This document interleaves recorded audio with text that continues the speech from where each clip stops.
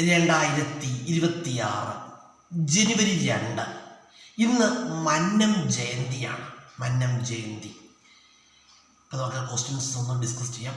മന്നത്ത് പത്മനാഭൻ എന്ന് പറയുമ്പോൾ അദ്ദേഹം 1878 ജനുവരി 2 1878 ജനുവരി 2 അദ്ദേഹം ജനിച്ചത്. മന്നത്ത് പത്മനാഭൻ ജനിച്ചത് ചങ്ങനാശ്ശേരി, കോട്ടയം ജില്ലയിലെ ചങ്ങനാശ്ശേരിയിലുള്ള പെരുന്ന എന്ന ഗ്രാമത്തിലാണ് മന്നത്ത് പത്മനാഭൻ ജനിക്കുന്നത്. അദ്ദേഹത്തിൻ്റെ പിതാവ് ഈശ്വരൻ നമ്പൂതിരി, മാതാവാരായിരുന്നു പാർവതിയമ്മ. അതുപോലെ മന്നത്ത് പത്മനാഭനെ കുറിച്ച് പറയുകയാണെങ്കിൽ അദ്ദേഹം നായർ സമുദായത്തിൻ്റെ ഉന്നമനത്തിനായിട്ട് അഹോരാത്രം പ്രയത്നിച്ച ഒരു സാമൂഹ്യ പരിഷ്കർത്താവായിരുന്നു. അതുപോലെ തന്നെ അദ്ദേഹം ഒരു സ്വാതന്ത്ര്യ സമര സേനാനിയായിരുന്നു. അതുപോലെ തന്നെ അദ്ദേഹം ഒരു നല്ല പ്രഭാഷകനായിരുന്നു. അതിനുപരിയായിട്ട് അദ്ദേഹം ഒരു അധ്യാപകനായിരുന്നു. അതുപോലെ തന്നെ അദ്ദേഹം അഭിഭാഷകനായി ജോലി നോക്കിയിട്ടുണ്ട്. അതുപോലെ മന്നത്ത് പത്മനാഭനെ കുറിച്ച് പറയുകയാണെങ്കിൽ അദ്ദേഹത്തിൻ്റെ ആത്മകഥ എന്ന് പറയുമ്പോൾ എൻ്റെ ജീവിത സ്മരണകൾ മന്നത്ത് പത്മനാഭൻ്റെ ആത്മകഥയാണ്. അതുപോലെ മന്നത്ത് പത്മനാഭനെ കുറിച്ച് വളരെ പ്രധാനപ്പെട്ട ക്വസ്റ്റ്യനാണ്. മന്നത്ത് പത്മനാഭനെ കുറിച്ച് പറയുമ്പോൾ പഞ്ചകല്യാണി നിരൂപണം രചിച്ചത് മന്നത്ത് പത്മനാഭനാണ്. അതുപോലെ മന്നത്ത് പത്മനാഭൻ്റെ പത്നിയായിരുന്നു തോട്ടക്കാട് മാധവിയമ്മ.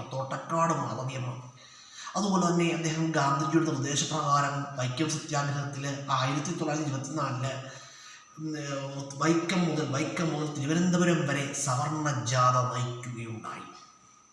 അതുപോലെ തന്നെ അദ്ദേഹം 1947 അതിപ്രസിദ്ധമായ മുതുകുളം പ്രസംഗം നടത്തി. അതുപോലെ മന്നം ഷുഗർ മില്ല് എവിടെ സ്ഥിതി ചെയ്യുന്നു? മന്നം ഷുഗർ മില്ല് സ്ഥിതി ചെയ്യുന്നത് പന്തളം, എവിടെയാണ്? പത്തനംതിട്ടയിലാണ്. അതുപോലെ മന്നത്ത് പത്മനാഭനെ കുറിച്ച് പറയുകയാണെങ്കിൽ ഭാരതകേസരി എന്നറിയപ്പെടുന്നത് മന്നത്ത് പത്മനാഭനാണ്. ഭാരതകേസരി എന്ന് മന്നത്ത് പത്മനാഭനെ സംബോധന ചെയ്തതാരാണ്? ഡോക്ടർ രാജേന്ദ്ര പ്രസാദാണ്. ഇന്ത്യൻ പ്രസിഡന്റാണ് ആ ബഹുമതി അദ്ദേഹത്തിന് നൽകുന്നത്. അതുപോലെ അദ്ദേഹത്തെക്കുറിച്ച് പറയുമ്പോൾ വളരെ പ്രധാനപ്പെട്ട ഒരു ക്വസ്റ്റ്യനാണ്. കേരളത്തിൻ്റെ മദൻ മോഹൻ മാളവ്യ എന്നറിയപ്പെട്ടിരുന്നത് മന്നത്ത് പത്മനാഭനാണ്. മന്നത്ത് പത്മനാഭനെ അങ്ങനെ വിശേഷിപ്പിച്ചത് സർദാർ കെ എം പണിക്കരാണ്.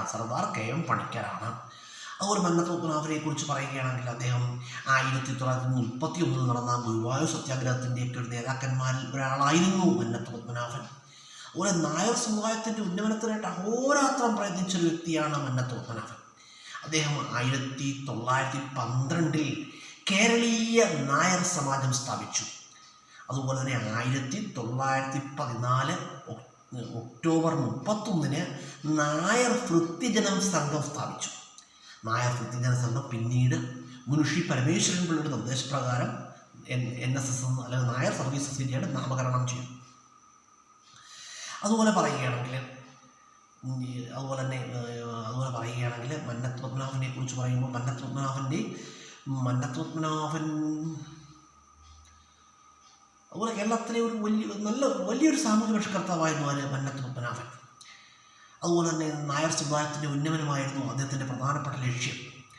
അതുപോലെ തന്നെ പറയുകയാണെങ്കിൽ 1960 അദ്ദേഹം NSS എഞ്ചിനീയറിംഗ് കോളേജ് സ്ഥാപിച്ചു. അതുപോലെ തന്നെ അദ്ദേഹത്തെക്കുറിച്ച് പറയുകയാണെങ്കിൽ 1966 രാഷ്ട്രം അദ്ദേഹത്തിന് പത്മഭൂഷൺ ബഹുമതി നൽകി ആദരിക്കുകയുണ്ടായി. അതുപോലെ തന്നെ അദ്ദേഹത്തെക്കുറിച്ച് പറയുകയാണെങ്കിൽ അദ്ദേഹം CP രാമസ്വാമി അയ്യർക്കെതിരെയൊക്കെ സമരം ചെയ്തിട്ടുണ്ട്. 1959 നടന്ന വിമോചന സമരത്തിൻ്റെ നേതാവ് കൂടിയാണ് മന്നത്ത് പത്മനാഭൻ. അതുപോലെ തന്നെ അദ്ദേഹത്തെക്കുറിച്ച് പറയുകയാണെങ്കിൽ 1970 ഫെബ്രുവരി 25 മന്നത്ത് പത്മനാഭൻ ഈ ലോകത്തോട് വിട പറയുകയുണ്ടായി. അതുപോലെ തന്നെ മന്നത്ത് പത്മനാഭനെ എല്ലാ വർഷവും ജനുവരി 2 മന്നം ജയന്തിയായിട്ട് ആചരിക്കാറുണ്ട്. മന്നം ജയന്തി കേരള സർക്കാർ പൊതു അവധിയായിട്ട് പ്രഖ്യാപിച്ചിട്ടുണ്ട്. മന്നം ജയന്തി കേരള സർക്കാർ പൊതു അവധിയായി പ്രഖ്യാപിച്ചിട്ടുണ്ട്. ഞാൻ നേരത്തെ ഒരു 2-3 വർഷങ്ങൾക്ക് മുമ്പൊക്കെ എല്ലാ വർഷവും മന്നം ജയന്തിക്ക് ചങ്ങനാശ്ശേരിയിൽ പോകുന്ന ഒരാളായിരുന്നു കേട്ടോ. അപ്പോൾ ആ സമയത്ത് ഒരുപാട് സ്കൂളിൽ നിന്നും കോളേജിൽ നിന്നൊക്കെ ഒരുപാട് പ്രോഗ്രാംസിനായിട്ട് ചങ്ങനാശ്ശേരിയിൽ പോയിട്ടുണ്ട്. ഒരുപാട് പ്രോഗ്രാംസിന് പോയിട്ടുണ്ട്. അപ്പോൾ അവിടെ പോയിട്ടുണ്ട്. ആ സമയത്ത് എനിക്ക് പ്രൈസുകളൊക്കെ കിട്ടിയിട്ടുണ്ട്. പ്രൈസ് സർട്ടിഫിക്കറ്റ്സൊക്കെ കിട്ടിയിട്ടുണ്ട്. ഇല്ലെന്നല്ല കേട്ടോ, കിട്ടിയിട്ടുണ്ട്. അതുപോലെ മന്നത്ത് പത്മനാഭൻ്റെ സ്മാരകം എവിടെയാണെന്ന് വെച്ചിട്ടുണ്ടെങ്കിൽ ആ ചങ്ങനാശ്ശേരിയിലാണ് കേട്ടോ. മന്നത്ത് NSSൻ്റെ ആസ്ഥാനം പെരുന്ന ചങ്ങനാശ്ശേരിയിലാണ് മന്നത്ത് പത്മനാഭൻ്റെ സമാധി അല്ലെങ്കിൽ സ്മാരകം. അതുപോലെ തന്നെ എൻ്റെ അമ്മ NSSൻ്റെ വനിതാ സമാജ മെമ്പറായിട്ടൊക്കെ വർഷങ്ങളോളം പ്രവർത്തിച്ചിട്ടുണ്ട്. അപ്പോൾ ആ സമയത്തൊക്കെ അമ്മയും ഞാനും സ്ഥിരമായിട്ട് ഈ മന്നം ജയന്തിക്ക് ചങ്ങനാശ്ശേരിയിൽ പോയി ആഘോഷങ്ങളൊക്കെ പങ്കെടുത്തിട്ടുമുണ്ട്.